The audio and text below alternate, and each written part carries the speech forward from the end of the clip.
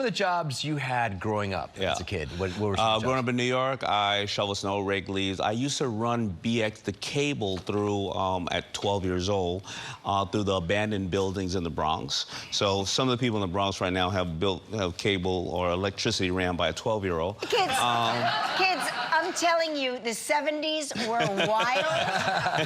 They sent children to do things, right? It was a wild time. What was the worst job you had? Or the most challenging? That was probably the worst one because I used to run that in the Bronx, and it was like February, and I was cold. That's why only a 12-year-old would take that job. Right. Yeah. And then I worked popcorn stands, Red Lobster. I worked. I worked everything. Yeah. What can you tell us about Red Lobster?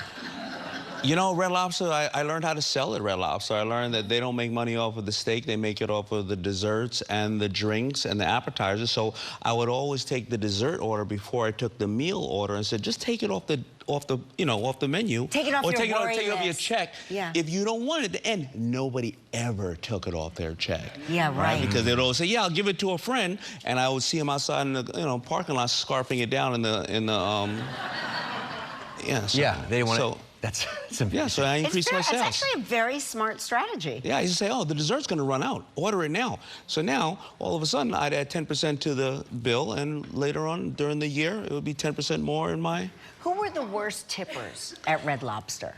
The worst tipper, the Europeans. Because they don't... It's cultural. They don't that tip. bad. Yeah, whatever. They don't. 4%.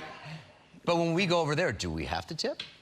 I don't know, you know, I do feel tip, gross and not some tipping. people say you shouldn't, and I just feel bad. I feel gross I not feel tipping. bad. Even okay, well, maybe you shouldn't feel so bad because they didn't do it to you here.